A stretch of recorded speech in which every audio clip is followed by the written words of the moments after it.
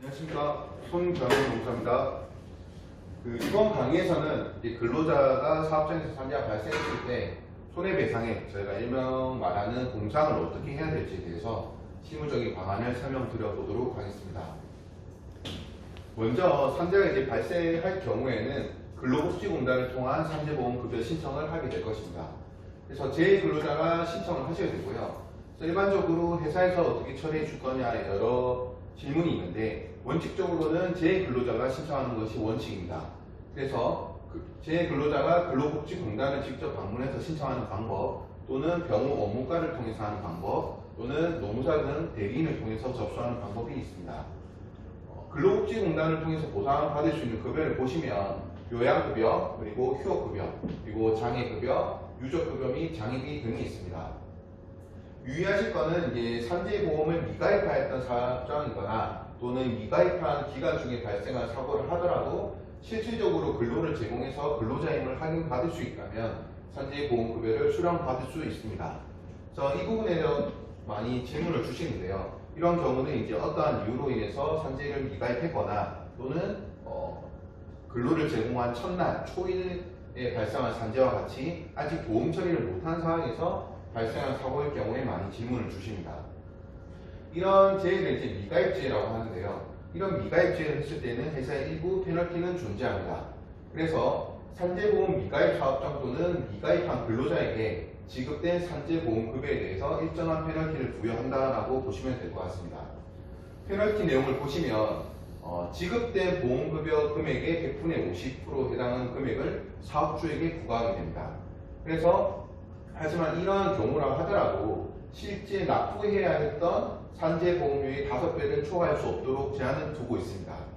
두 번째로 미납기간 동안 발생한 사고가 발생할 수도 있습니다. 그래서 산재보험료를 이러한 경영 환경 이유로 산재보험료를 미납한 기간이 발생할 수가 있는데요.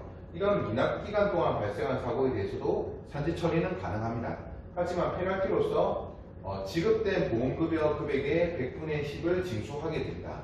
이 경우에도 실제 납부해야 된 산재보험료의 5배는 초과할 수 없도록 제한을 두고 있습니다. 결론적으로 말씀을 드리면 미가입 사업장 또는 미가입된 근로자, 마지막으로 미납된 보험료 기간 중에 발생한 산재 사고에 대해서도 다 모두 산재 처리는 가능하나 일부 페널티가 존재한다라고 이해해 주시면 될 것 같고요. 이어서 이런 근로복지공단을 통해서 산재 처리를 했다. 그 이후에도 이외의 배상이 존재하냐에 대한 문제입니다. 그래서 질의를 보시면 제2근로자가 근로복지공단 산재 신청을 했고 이 신청을 통해서 급여를 받았는데도 불구하고 회사에서 추가적으로 부담할 보상이 있느냐에 대한 문제입니다. 여기서 보시면 근로복지공단으로부터 근로자가 받은 산재보험급여를 초과하는 손해에 대해서는 사업주가 배상을 하게 됩니다. 사업주가 배상하는 근거는 근로계약상, 신입상 안전배려 의무가 있을 거고요. 밑에서도 있겠지만 근로계약상 사업주가 지게 되는 안전배려 의무 또는 민법상 사용자 책임에 따라서 업무상 사유로 인한 산재 발생 시 사업주가 손해배상을 지게 된다라고 보시면 되겠습니다. 그래서 사업주분들은 이러한 초과 손해에 대한 배상액을 보험하기 위해서 근로자 재보험, 일명 근재보험을 가입하는 경우가 많습니다. 그래서 특히 건설 현장 같은 경우는 입주를 할 때도 근로자 재보험 가입 여부를 확인하게 되고요. 특히 조선소 현장 같이 산재 사고가 빈번히 발생하는 경우에는 이런 산재 사고에 대한 초과 손해를 배상하는 경우가 많기 때문에 근재보험을 가입하거나 또는 근재보험 가입이 어려운 경우에는 자체 공제 부금을 만들어서 사업주분들끼리 돈을 모아서 이런 사고가 생겼을 때 배상하기 위해서 돈을 준비하는 경우도 있습니다.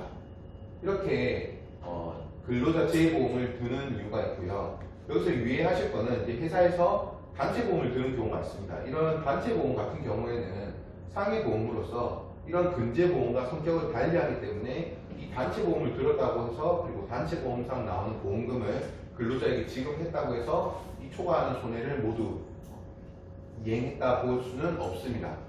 그렇기 때문에 결론적으로 정리를 하면 사업주분들이 실무적으로 많이 해주시는 질의는 근로복지공단에 산재 신청할 수 있도록 협조했고 산재 승인이 되어서 각종 급여를 근로자가 수령했다. 하지만 이 경우에 추가로 근로자에게 배상할 보상이 있느냐의 문제고, 답변을 보시면 근로복지공단에서 받은 급여를 초과하는 손해에 대해서는 부담할 부분이 있다라고 보시면 되겠습니다. 결론적으로 부담할 금액은 민사상 총 손해배상액에서 근로복지공단으로부터 근로자가 받은 보험금을 제외하고 추가 지급해야 된다고 보시면 되겠습니다. 그렇다면 이제 추가적인 보상이 있는 건 알겠는데 얼마를 보상해야 되는지 이 부분에 대한 문제가 생길 건데요.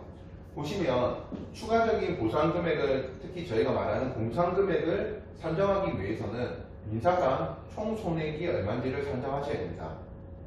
일반적인 경우에는 손해사정사 또는 손해사정법인을 통해서 손해사정서를 발급받는 경우가 많습니다.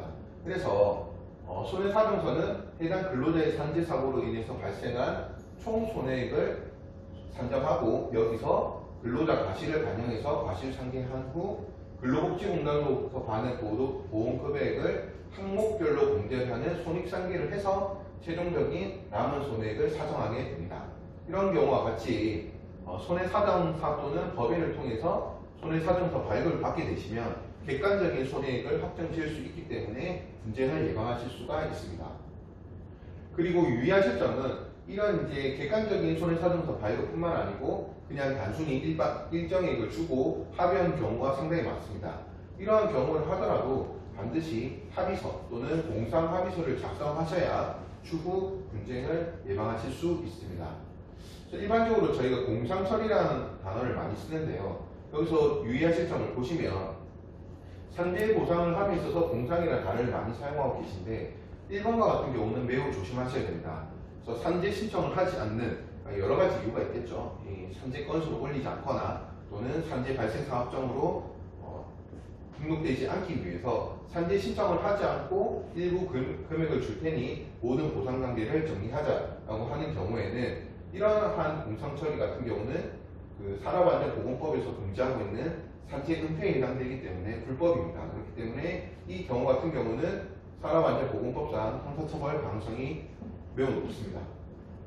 두 번째와 같이 산재 신청은 근로복지공단을 통해서 다 지급받고 이러한 초과하는 손해에 대해서만 보상을 하겠다라고 공상처리하는 경우에는 정당한 공상처리로서 적법하다라고 보시면 되겠습니다. 결론적으로 산재 신청을 하지 않을 것을 이유로 공상처리하는 경우는 산재 은폐에 해당하고 산업안전보건법상 형사처벌 가능성이 존재하기 때문에 반드시 근로복지공단을 통한 산재 신청 그리고 고용노동부 재해사실보고서를 한 이후에 초과하는 손해에 대해서만 공상처리하는 것이 체계적인 운영이다라고 보시면 되겠습니다. 그렇다면 이제 최종적으로 금액을 어떻게 산정할 건지에 대한 문제가 나는데요. 손해배상액 산정에 있어서는 제 근로자의 연령 그리고 근로자의 가식이 어떻게 되는지 그리고 근로자의 급여가 어떻게 되는지가 가장 큰 영향을 미친다라고 보시면 되겠습니다. 예를 들어 보시면 재해자의 연령이 40세에 사망한 경우에는 정년이 65세, 저희가 이제 법적으로 가동연한을 65세까지 보고 있기 때문에 65세까지 약 25년의 연명기간이 남은 것으로 산정이 되고요. 당연히 남은 기간까지 연명기간을 보상하는 거기 때문에 나이가 적을수록 보상액은 커지게 됩니다. 두 번째로 재해자 가실입니다. 사고 당시 재해자 가실을 총 손해배상액에서 상계하게 되기 때문에 이런 과실상계에 영향을 미치기 때문에 과실이 적은 경우가 더 보상액이 커진다라고 보시면 되겠습니다. 세 번째로 재해자 급여액입니다. 최소 금액과 최대 금액의 한정이 있지만 일반적으로 평균 임금을 산정할 때 기본급, 성과급, 각종 수당 등이 포함된 평균 임금이냐 또는 이런 것을 제외하고 기본급만을 대상으로 한 평균 임금이냐 등등 이 급여액을 어떻게 정하느냐에 따라서 공상 금액이 매우 크게 달라진다라고 보시면 되겠습니다. 실무에서는 실제 장애율이 가장 큰 영향을 미친다라고 보시면 되겠습니다. 산재보험법에서는 1급에서 14급 등급으로 해서 정하고 있는데 실제 저희가 민사상 손해배상액을 산정하기 위해서는 맥브라이드식 후유장애를 진단받아서 계산을 하게 됩니다. 그래서 맥브라이드식 후유장애에는 등급이 아니고 이 재근로자의 전신 장애율이 몇 %인지라고 표기가 되고요. 그리고 이 장애가 영구장애인지 또는 5년 이내의 한시장애인지 여부도 판단을 하게 됩니다. 이 차이에 따른 차이는 뒤에서 한번 설명드리도록 하겠습니다. 그리고 실무에서 두 번째로 중요한 것은 위로금 부분입니다. 근로복지공단에서 보상하는 급여 체계에는 위로금 부분이 없기 때문에 실제 이 위로금이 공상금액의 가장 큰 부분을 차지한다라고 보시면 되겠습니다. 위로금이란 정신적인 손해배상액으로 위로금 산정하고 지급하는 것은 법령상 기준이 없습니다. 하지만 법원 판례상 지금까지 1억을 기준으로 위로금을 산정하는 것이 일반적이고요. 그래서 제1자의 소속회사가 대기업이냐 중소기업이냐 또는 그 금액을 지급할 수 있는 여력이 얼마나 있는지가 큰 영향을 미칠 것이고, 두 번째로 제4실 단계를 확인했을 때 회사의 가실 유무가 얼마나 있는지, 회사의 가실 유무가 산업안전보건법상 기준을 얼마나 위반했는지 또는 중대재해처벌법상 사업주의 의무를 위반한 사실이 있는지 등등 형사처벌에 대한 합의 대상이 되는지 여부가 이 위로금 산정에 가장 큰 영향을 미친다라고 보시면 되겠습니다. 그래서 대기업이고 또는 중대가실의 사고가 있고 거기에 대한 사업주 가실이 매우 높다라고 하면 실제 위로금만 5억 이상 또는 10억에 가깝게 수령하는 경우도 실제 존재한다라고 보시면 되겠습니다. 그래서 회사에서 이제 이 공상 처리를 가장 대하는 체계적인 방법은 객관적인 공상액을 산정하는 것이 중요하다라는 것입니다. 그래서 회사에서 일부 정하고 있는 공상액을 일괄적으로 적용하는 경우도 있겠지만 대부분 손해사정사 또는 손해사정법인을 통해서 손해사정서를 발급받고 그 발급된 기준을 가지고 유가족 또는 제2근로자와 합의를 해서 진행하는 것이 가장 체계적이고 객관적이다라고 보시면 되고요.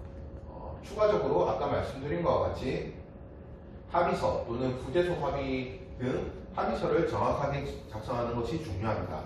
그래서 돈은 실제 다 지급했지만 합의서를 잘못 작성해서 나중에 추가적으로 또 지급해야 되는 사고가 발생할 수 있기 때문에 이러한 이중 지급의 법적 리스크를 없애기 위해서 반드시 전문가 검토를 통해서 합의서를 작성하고 그리고 합의권자를 누구로 특정할 건지에 대한 변호사 등의 전문가 검토가 필요하다라고 보시면 되겠습니다. 실제 손해배상액을 작성한 사례를 보시면 대부분 개인정보부는 제가 뺐고요. 피해자 가실이 10%고 장애의 상병은 산재에서 11급을 받은 경우라고 가정했습니다. 그래서 이 산재 11급의 경우를 전신장애 맥브라이드식으로 하면 9%로 선정이 되고요. 그래서 최종적으로 손해사정한 결과를 보시면 월급액은 73,000원으로 저희가 산정을 했고 30일 기준으로 220만원으로 가정을 했습니다. 그래서 산재를 종결하고 나중에 여명기간까지 가동기간이라고 표현한 여명기간까지의 꼼꼼한 개수를 보시면 123.179 하나로 판단이 되고요. 그렇다고 하면 이 일실수익 월 기준 곱하기 꼼꼼한 개수 그리고 전신장애율 그리고 과실 10%를 반영한 금액은 2,200이 됩니다. 2,200이 이제 과실상계가 된 부분이라고 보시면 되고, 그리고 2,200에서 실제 근로복지공단을 통해서 받으신 기수령의 손익상계를 하시면 실제 지급된 금액은 5,580으로 산정이 된다라고 보시면 됩니다. 여기서 마지막으로 위자료 부분, 법원 판례에 있는 1억을 기준으로 전신장애율 그리고 과실상계한 부분을 반영을 하면 실제 추가로 846만원 정도 선정이 되고, 이 두 분을 최종적으로 합하게 되면 1,400 정도가 공상액이 된다라고 보시면 되겠습니다. 당연히 이 공상액은 이제 이 사고 기준과 전신장애율을 기준으로 판단된 것이고 변동이 될 수 있는 부분입니다. 그리고 이 공상장애액이 지급이 지연되거나 하면 이에 대한 법정 이자율도 반영이 되기 때문에 차이가 발생할 수 있다라고 보시면 될 것 같고요. 그렇기 때문에 이렇게 객관적인 손해사정을 통해서 공상액을 받으시고 여기에 따라서 진행하는 것이 매우 중요하다라고 보시면 될 것 같습니다. 이상 근로자재 발생 시 공상처리 실무 그리고 공상처리액 산정에 대한 강의를 마치도록 하겠습니다. 이상입니다.